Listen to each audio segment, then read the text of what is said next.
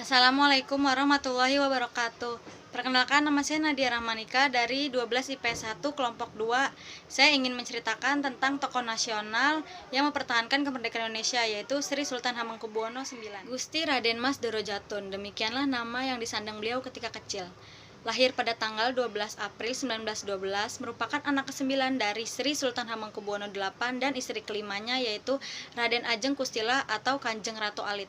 Semenjak berusia 4 tahun, beliau dititipkan di rumah keluarga Mulder, seorang kepala sekolah NHJJS, Neutral Hollands Javanese Jongen School. Masa-masa sekolah beliau dijalani di Jogja, mulai dari Frobes School, taman kanak-kanak, lanjut ke RS Erup Leger School B, yang kemudian pindah ke Neutral Erup Leger School. Setelah menyelesaikan pendidikan dasar, beliau melanjutkan pendidikan ke Hoggersburger School di Semarang dan Bandung. Jenjang pendidikan HBS belum tuntas ditempuh ketika ayahanda memutuskan mengirim beliau bersama beberapa saudaranya ke Belanda. Setelah menyelesaikan gimnasium, beliau melanjutkan pendidikan di Rijksuniversiteit di Leiden. Di sini beliau mendalami ilmu hukum tata negara sambil aktif mengikuti klub debat yang dipimpin Profesor Schriek. Pada masa pendidikan di Belanda ini pula, beliau berkenalan dan kemudian menjadi sahabat karib Putri Juliana yang kelak akan menjadi Ratu Belanda.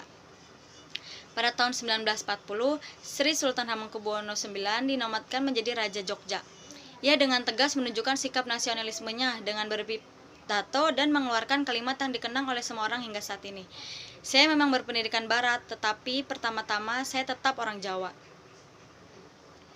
Ketika dikumandangkannya proklamasi oleh Soekarno dan Muhammad Hatta pada tanggal 17 Agustus 1945, Sri Sultan Hamengkubuwono IX segera mengambil sikap.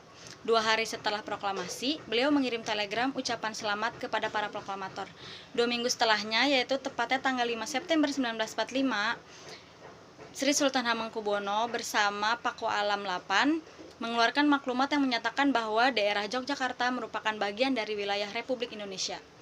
Ketika Indonesia yang baru lahir ini menghadapi tekanan dari kolonial yang ingin berkuasa kembali, beliau mengundang para tokoh bangsa untuk pindah ke Yogyakarta.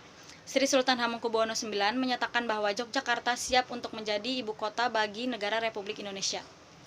Peran Sri Sultan Hamengkubuwono IX juga terhadap Republik Indonesia ditunjukkan melalui dukungan finansial. Selama pemerintah Republik berada di Jogja, segala urusan perdanaan diambil dari kas keraton.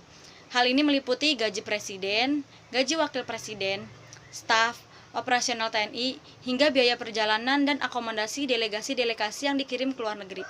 Sri Sultan Hamengkubuwono IX sendiri tidak pernah mengingat-ingat berapa jumlah yang telah dikeluarkan oleh keraton.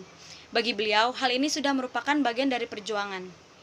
Bahkan beliau memberi amanat kepada penerusnya untuk tidak menghitung-hitung apalagi meminta kembali harta keraton yang diberikan untuk Republik Indonesia. Sri Sultan Hamengkubuwono IX juga pernah menolak tawaran Belanda yang akan menjadikannya raja seluruh Jawa setelah agresi militer Belanda II berlangsung. Belanda ternyata ingin memisahkan sultan yang memiliki pengaruh besar terhadap Indonesia.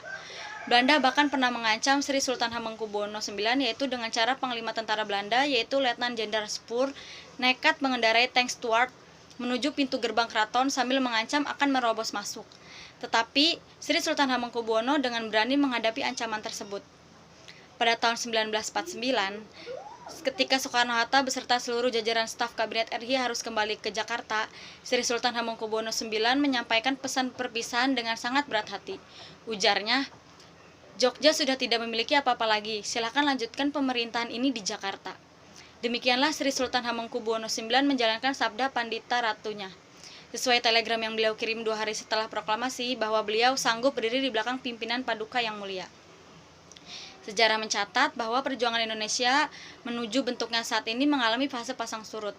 Di ujung berakhirnya era Orde Lama, ketika Soeharto mengambil alih kendali pemerintahan, kepercayaan negara-negara dunia kepada Indonesia sedang berada di titik rendah.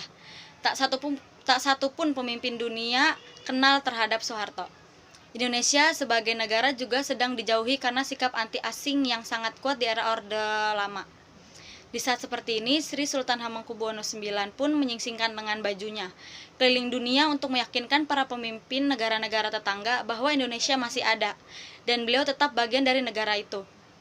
Dengan demikian, kepercayaan internasional pelan-pelan mulai pulih kembali. Seiring perjalanan Republik Indonesia sebagai negara, Sri Sultan Hamengkubuwono IX telah mengabdikan diri dalam berbagai posisi. Selain menjadi pejuang kemerdekaan, Sri Sultan Hamengkubuwono IX tercatat sebagai Menteri Negara dari era Kabinet Syahrir, yaitu 2 Oktober 1946 sampai 27 Juni 1947, hingga Kabinet Hatta I 29 Januari 1948 sampai dengan 4 Agustus 1949.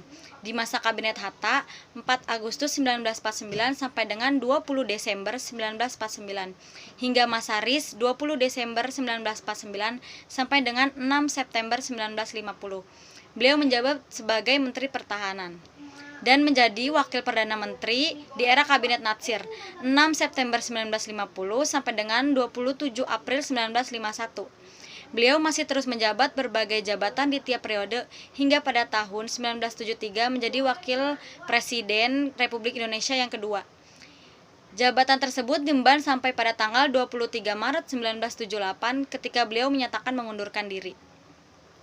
Setelah berperan di bidang politik, Sri Sultan Hamengkubuwono IX juga ditetapkan sebagai Bapak Pramuka Indonesia.